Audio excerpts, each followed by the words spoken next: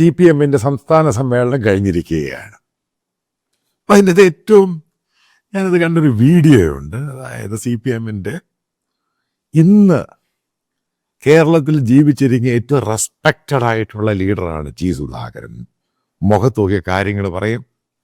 Highly honest, brutally honest ആണ് ഈ മനുഷ്യൻ. പുള്ളി പറയുന്നത് കറക്റ്റ് ആയിരിക്കും. അദ്ദേഹം ഏതൊക്കെ മന്ത്രിയായിട്ടിരുന്നു, കേരളത്തിൻ്റെ ചരിത്രത്തിൽ ആദ്യമായിട്ടാണ് ഇത്രയും റോഡുകൾ അദ്ദേഹം നന്നാക്കിയെടുക്കുന്ന ഈ പാലങ്ങളൊക്കെ പണിയുന്നത്.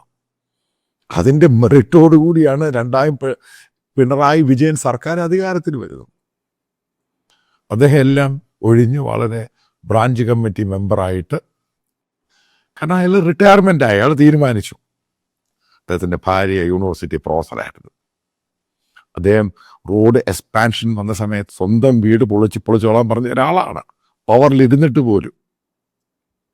അതായത് അയാൾ കാണിച്ച അയാളുടെ ഏറ്റവും വലിയ ബ്ലണ്ടർ എന്ന് പറഞ്ഞ് ഏറ്റവും മോശമായ ചതുക്കുഴിയിൽപ്പെട്ട കമ്മ്യൂണിസ്റ്റ് പാർട്ടിയിൽ, അതായത് വളരെ ഓണസ്റ്റായ മനുഷ്യൻ ഏറ്റവും മോശമായ പാർട്ടിയിൽ പോയി എന്ന് മാത്രമേ പുള്ളി കാണിച്ച തെറ്റുള്ളൂ.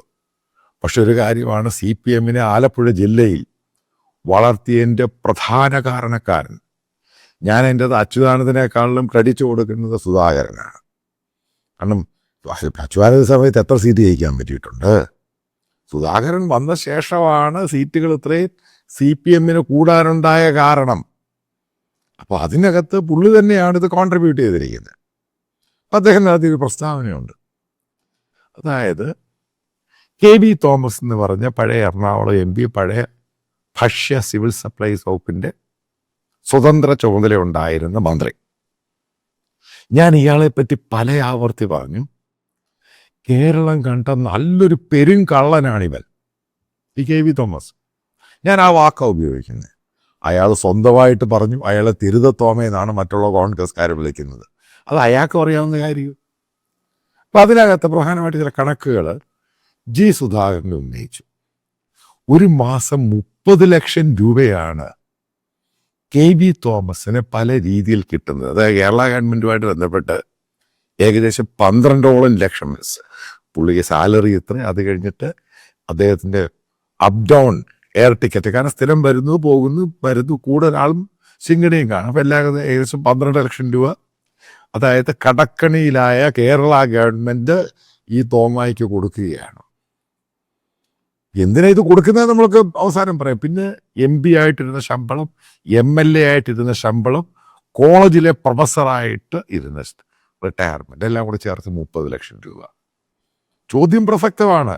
എന്തിനാണ് ഈ ഇത്രയും പ്രായമായ ഈ മനുഷ്യന്, അതായത് ഇവൻ എന്തിനാണ് ഇത്രയും പണം? എന്തിനാണ് ഇവന്?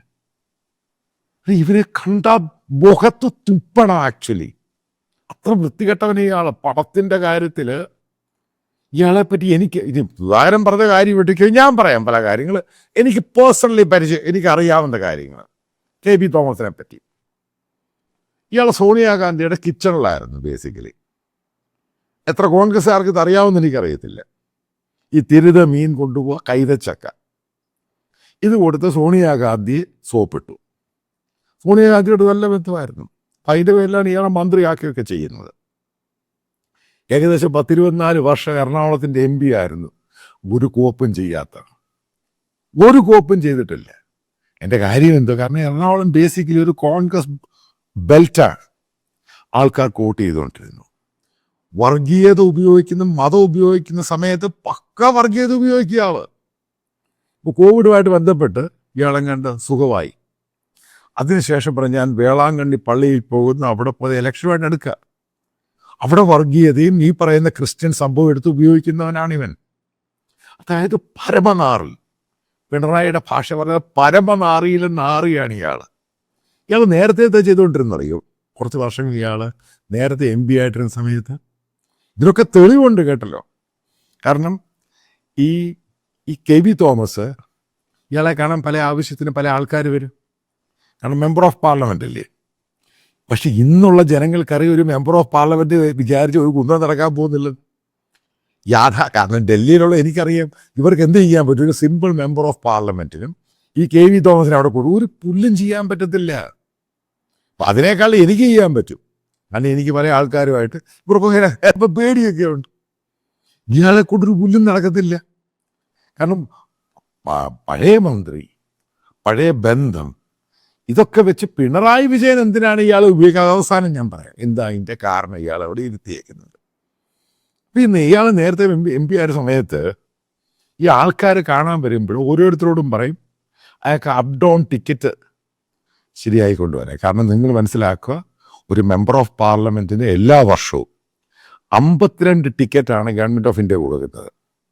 കാരണം പാർലമെൻറ്റിൽ പങ്കെടുക്കാനും പാർലമെൻ്ററി സ്റ്റാൻഡിംഗ് കമ്മിറ്റിയിൽ പങ്കെടുക്കാനും പാർലമെൻറ്റിൻ്റെ കൺസൾട്ടേറ്റീവ് കമ്മിറ്റിയിൽ പങ്കെടുക്കാൻ മന്ത്രിമാർക്ക് കൂടുതലാണ്. കാരണം അവർക്ക് എനിക്ക് തോന്നുന്ന ലിമിറ്റ് ഇല്ലെന്ന് തോന്നുന്നു. മെമ്പേഴ്സ് ഓഫ് പാർലമെൻറ്റ് ഈ 52 ഇപ്പോഴത് കൂട്ടിയെന്ന് തോന്നുന്നു. ഇത്രയും ടിക്കറ്റുകൾ ഗവൺമെൻറ് ഓഫ് ഇന്ത്യ കംപ്ലീറ്റ് ആയിട്ട് കൊടുക്കുകയാണ്. അതുമായിട്ട് ബന്ധപ്പെട്ട് ഇത് ബിസിനസ് ക്ലാസ്സിലാണ് കൊടുക്കുന്നത്. ആദ്യം മനസ്സിലാക്കുക. അപ്പോൾ ഇതിൻ്റെ എമൗണ്ട് നിങ്ങൾ മനസ്സിലാക്കണം. ഇപ്പം ഇയാളെ കാണാൻ വരുമ്പോൾ പല ആൾക്കാരും പല ആവശ്യത്തിന് കാണാൻ വരുമ്പോൾ പലരിടത്തു നിന്നും ടിക്കറ്റ് മേടിക്കും. അപ്പോൾ ഇയാൾ ഒരു പ്രാവശ്യം ഡൽഹിയിൽ പോകുമ്പോൾ ഗവൺമെൻറ് ചിലവിലാണ് പോകുന്നത്. ഏകദേശം 10-20 ടിക്കറ്റ് ഉണ്ട് അപ്പ് ഡൗൺ. ഇന്നത്തെ ചാർജ് അല്ല അന്നത്തെ ചാർജ്. അന്ന് കൊച്ചിയിൽ നിന്നും ഡൽഹിയിൽ പോകാനുള്ള ഫ്ലൈറ്റ് ടിക്കറ്റ് എന്ന് പറയുന്നത് 22,000 രൂപ 23,000 രൂപ അന്നത്തെ വൺ സൈഡ്. അപ്പോൾ അപ്പ് ഡൗൺ എത്ര? ഏകദേശം 50,000 രൂപയാവുക. അപ്പോൾ 10 × 50,000 രൂപ എത്ര രൂപയായി? നിങ്ങൾ കാൽക്കുലേറ്റ്. ഇത് ഞാൻ പറയുന്ന ബ്ലാക്ക് ആൻഡ് വൈറ്റ് ആയിട്ടുള്ള സത്യമായത്. ഇത് കൊണ്ടുപോയിട്ട് ഇയാൾ നേരെ പാർലമെൻറ്റിനകത്ത് അന്നുണ്ടായിരുന്ന ഇന്ത്യൻ എയർലൈൻസിൻ്റെ ഓഫീസുണ്ട് ഈ എം പിമാർക്ക് വേണ്ടിയുള്ളത്. അതേപോലെ റെയിൽവേയുടെ ഓഫീസുണ്ട് എം പിമാർക്ക് ബുക്കിംഗ് ടിക്കറ്റൊക്കെ ചെയ്യാൻ. അവിടെ കൊണ്ടുപോയി റീഫണ്ട് ചെയ്യുക. അപ്പോൾ ഓരോ പ്രാവശ്യവും അന്ന് ഇയാൾ എം പി ആയിട്ടിരുന്നപ്പോൾ ഇത് റീഫണ്ട് ചെയ്ത് തന്നെ ഓരോ പ്രാവശ്യവും കിട്ടുന്നത് ഈ കാണാൻ ഓൺലൈനല്ല, ആ ടിക്കറ്റ് അവിടെ കൊണ്ട് കൊടുക്കുക, അത് റീഫണ്ട് മേടിക്കുക. അപ്പോൾ ഓരോ പ്രാവശ്യം ഇയാൾ ഡൽഹിയിൽ പോകുമ്പോൾ ഇയാൾ റീഫണ്ട് ചെയ്ത് വാങ്ങുന്ന എമൗണ്ട് എന്ന് പറയുന്നത് 4 മുതൽ 5 ലക്ഷം രൂപയാണ്. ഈ റീഫണ്ടിന് അന്ന് അവിടെ ഇരുന്ന മലയാളി അയാൾ ജീവനോട് ഇരിപ്പുണ്ട്, അയാൾ ഡൽഹിക്കാരൻ മലയാളിയാണ്, അയാളെ വേണേ ഞാൻ കൊണ്ട് പറയിപ്പിക്കാൻ. അതാണ് ഇയാള്.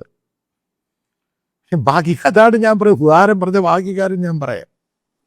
എന്നിട്ട് ഇയാൾ ചെയ്യുന്ന എന്ത്? ഈ പല ആൾക്കാരെ ഇയാളൊരു ലെറ്റർ എഴുതി ഞാൻ കൊടുക്കത്തേ ഉള്ളൂ. അങ്ങോട്ട് ഒരു ലെറ്റർ അയക്കുന്നു, അവിടെ നിന്നൊരു എല്ലായിടത്തും ലെറ്റർ അയച്ചു കഴിഞ്ഞാൽ എം പി ആണെങ്കിൽ ഒരു മറുപടി വരും. അല്ലാതെ ഈ പറയുന്ന കാര്യങ്ങളൊക്കെ 100% എടുക്കും. 100 ഇഷ്യൂ എടുക്കുകയാണെങ്കിൽ ഒരു 10% പോലും നടക്കത്തില്ല. പിന്നെ ഇവിടുത്തെ ചോദ്യം, എന്തിനാണ് പിണറായി വിജയൻ ഇയാളെ ഡൽഹി വെച്ചിരിക്കുന്നത്? അത് അയാളുടെ പിണറായി വിജയൻ്റെ പേഴ്സണൽ ഇൻട്രസ്റ്റ് ആണ്. അയാളുടെ മകൾക്കെതിരെയുള്ള കേസ്. കാരണം ഇയാൾ നേരത്തെ എം പി മന്ത്രിയായിരുന്നു. ഈ പറയുന്ന BJPയുടെ ഒരുപ്പെട്ട നേതാക്കളുമായിട്ട് നല്ല ബന്ധമുണ്ട്. കാരണം ഇത്രയും, കാരണം 10-24 വർഷം എം പി, പിന്നെ മന്ത്രി, കേരളത്തിലെ മന്ത്രി, അവിടെയുള്ള ആൾക്കാരുമായിട്ട് BJPക്കാരുമായിട്ട് നല്ല ബന്ധമാണ്. അപ്പം ആ ബന്ധം ഉപയോഗിച്ച് പിണറായി വിജയൻ്റെ പേഴ്സണൽ കാര്യത്തിന് വേണ്ടിയാണ് ഇയാൾക്ക് ഈ 12 ലക്ഷം ഒരു മാസം കൊടുക്കുന്നത്. ഈ കമ്മ്യൂണിസ്റ്റ് ഇതും അറിയാം ഈ സംഭവം. ഇയാൾ എവിടെയൊക്കെ ചില ഉദ്യോഗസ്ഥന്മാരെ പോയി കണ്ട് പല കാര്യങ്ങളും പറയുന്നത്. കാരണം ഞാൻ ഡൽഹിക്കാരനല്ലയോ, എനിക്ക് ഇവരെ അറിയാം. ഇതാണ് ഇയാൾ ചെയ്യുന്ന ജോലി. സത്യം പറഞ്ഞാൽ മലയാളികൾ കമ്മ്യൂണിസ്റ്റുകാരെ നീയൊക്കെ തല താഴ്ത്തണം. ഇതേപോലെ ഒരു ശവത്തിന് ഇത്രയും പണം കൊടുത്ത കേരള മുഖ്യമന്ത്രിയുടെ പേഴ്സണൽ കാര്യങ്ങൾ ചെയ്യാൻ വേണ്ടി ഈ പറയുന്ന തിരുത തോമയെ അവിടെ വിളിച്ചേക്കുവാണ്, ഇത്രയും പണം കൊടുക്കുകയാണ്. ഇവിടെ ജനങ്ങളുടെ സ്ഥിതി അറിയാമല്ലോ കേരളത്തിൽ, വളരെ പരിതാപകരം. ആരുടെയിലും പണമൊന്നുമില്ല. കാരണം ഇവിടെ മാർക്കറ്റുമില്ല, ഒന്നുമില്ല. ഇവിടെ വർക്കില്ല, ജോലിയില്ല, തകർന്ന വിദ്യാഭ്യാസം, തകർന്ന മാർക്കറ്റ്, തകർന്ന എക്കോണമി. അവിടെയാണ് പിണറായി വിജയൻ്റെ സ്വന്തം കാര്യത്തിന് വേണ്ടി പിന്നെ പല ആവശ്യങ്ങളൊക്കെ ലെറ്റർ എഴുതും. ചില ആൾക്കാരെ പോയി കാണും, എന്തുകൊണ്ടോ അടക്കാൻ പോകുന്നത്. ഇതാണ് ഞാൻ ഈ പറയുന്നത്. പ്രധാനമായിട്ട് നിങ്ങൾ മനസ്സിലാക്കുക, ഈ KB തോമസ് എന്ന് പറഞ്ഞ എക്സ്ട്രാ ലൈബിലിറ്റിയാണ്. അയാൾ പോയി വീട്ടിൽ പോയി ആ കുമ്പളങ്ങി പോയി ഇരിക്കേണ്ടതിന് പകരം അയാൾക്ക് ഈ ഭയങ്കരമായിട്ട് പണത്തിൻ്റെ ആവേശം, ആർത്തിയാണ്. ഈ ആർത്തിയാണ് ഇതിനെല്ലാം കാരണം. അതിനെ സപ്പോർട്ട് ചെയ്യുവാണ് കേരളത്തിലെ ഇടതുപക്ഷ സർക്കാർ നമ്മുടെ ഓരോരുത്തരുടെയും ടാക്സിൽ നിന്നെടുത്ത് ഈ പരനാറിക്ക് ഈ 12 ലക്ഷം രൂപ കൊടുത്തിട്ട് എന്ത് കുന്തം അവിടെ കിട്ടുന്നത്? പിണറായി വിജയനോട് ഇത് ചോദിക്കാൻ പോലും കമ്മ്യൂണിസ്റ്റ് പാർട്ടിയിൽ ഒരൊറ്റൊരാൾക്ക് ധൈര്യമില്ല. കാരണം അതിനുള്ള പേഴ്സണൽ ബിസിനസ് മുഴുവനും നടത്തിക്കൊണ്ടിരിക്കുന്നത്. So sad. ഇത് ഒന്നടങ്കം നമ്മൾ പ്രതികരിക്കുകയാണെങ്കിൽ ഈ പിണറായി വിജയനെയും ഈ KV തോമസിനെ ഓഡിറ്റ് ചെയ്യണം. ഓരോ കാര്യങ്ങൾ പോസ്റ്റ്മോർട്ടം ചെയ്യണം. കോൺഗ്രസ് പാർട്ടി പോലും ഒരക്ഷരം മിണ്ടത്തില്ല. ഇവിടെയുള്ള BJP അവരും മിണ്ടത്തില്ല. ഇതാണ് സ്ഥിതി. എങ്ങനെ കേരളം മുന്നോട്ട് പോകും? ഒരു നാശിച്ച് നാറാണക്കല്ലെടുക്കുന്ന രീതിയിൽ ഓരോ ദിവസവും ആയിക്കൊണ്ടിരിക്കുന്നു. So horrible and terrible. ഇത് നമ്മൾ അനുഭവിച്ചേ മതിയാകൂ. കാരണം നമുക്ക് അർഹതയുള്ള സർക്കാരിനെയാണ് നമുക്ക് കിട്ടിയത്. പ്രബുദ്ധ മലയാളി എന്നൊക്കെ പറയുന്നത് ചുമ്മാ തെറ്റ. നമുക്ക് അർഹിച്ച സാധനത്തെയാണ് കിട്ടിയത്. നമുക്ക് അർഹിച്ചതാണ് ഈ KV തോമസ്. അതുകൊണ്ടാണ് KV തോമസിനെ കിട്ടിയത്. അല്ലെങ്കിൽ ഇതേപോലെയുള്ള തരികിടയും വേലയും കാണിച്ച് ജീവിക്കുന്നവൻ അവരെ പൊക്കിയെടുത്ത് നടക്കുന്ന ഇവിടുത്തെ ഇവിടുത്തെ ജനങ്ങൾ, അത് നമുക്കിതാണ് അർഹിച്ചത്. നമുക്ക് കിട്ടിയേ മതിയാവുള്ളൂ. It is a pay back. നമ്മൾ കൊടുത്തുകൊണ്ടിരുന്നേ മതിയാകത്തുള്ളൂ. ഈ ഒരു സ്ഥിതിയിലോട്ടാണ് കേരളത്തെ നയിക്കുന്നതെന്ന് സുധാകരൻ പറഞ്ഞു കഴിഞ്ഞപ്പോൾ ഏതെങ്കിലും കമ്മ്യൂണിസ്റ്റ് സഖാക്കൾക്ക് മിണ്ടാൻ പറ്റുമോ? സോ അനുഭവിച്ചേ മതിയാകൂ. അനുഭവിച്ചേ മതിയാകൂ. അത് തന്നെയാണ് നമ്മളിന്ന് കണ്ടുകൊണ്ടിരിക്കുന്നത്. ഈ പറയുന്നത് ഒരു റിക്വസ്റ്റാണ്, പക്ഷേ ഇത് മാൻഡേറ്ററി അല്ല. ഈ ചാനൽ പൂർണ്ണമായിട്ട് ഫ്രീ ആയിരിക്കും. പക്ഷെ നിങ്ങൾക്കറിയാം, ഈ യൂട്യൂബ് ഗൂഗിളിൽ നിന്ന് കിട്ടുന്നത് അത് ഒരു പരിധി വരെ അതിനകത്ത് ഇതിൻ്റെ എക്സ്പെൻസുമായിട്ട് കമ്പയർ ചെയ്യാൻ പറ്റുകയുള്ളൂ. അപ്പം ഇതിൻ്റെ താഴെ ഇതിൻ്റെ കമൻറ്റ് ബോക്സിൽ ഇപ്പം ബാങ്ക് ഡീറ്റെയിൽസും കറണ്ട് അക്കൗണ്ടാണ് പിൻ ചെയ്തിട്ടുണ്ട്. പിന്നെ വീഡിയോയിൽ ഇതിൻ്റെ സ്കാനറുണ്ട്. അപ്പം നിങ്ങൾക്ക് താല്പര്യമുള്ളവർക്ക് അത് കോൺട്രിബ്യൂട്ട് ചെയ്യാം. മേക്ക് ഇറ്റ് ക്ലിയർ, ഇത് കംപ്ലീറ്റ്ലി ഫ്രീ ആയിരിക്കും. കുറച്ച് എക്സ്പാൻഷൻ പ്ലാനുകളൊക്കെ ഉണ്ട്. നല്ല മാൻ പവർ വേണം, കുറച്ച് കൂടുതൽ നല്ല ടെക്നോളജി വേണം. അതിനൊക്കെ സ്പെൻഡ് ചെയ്യണം. കാരണം ആൾക്കാരുടെ വ്യൂസ് കൂടുന്നുണ്ട്. നിങ്ങൾക്കറിയാം, എനിക്ക് ഈ പറയുന്ന ഒരു വലിയ സബ്സ്ക്രിപ്ഷനൊന്നുമില്ല. സഹകരിക്കാൻ താല്പര്യമുള്ളവർക്ക് സഹകരിക്കാൻ. ഒരു കാരണവശാലും ഇത് നിർബന്ധമോ മാൻഡേറ്ററി അങ്ങനെ ഒന്നും തന്നെയല്ല. നിങ്ങൾക്ക് താല്പര്യമുള്ളത് മാത്രം വിശ്വസിക്കുന്ന നിങ്ങൾ ഇതിൽ കോൺട്രിബ്യൂട്ട് ചെയ്യുമെന്ന്.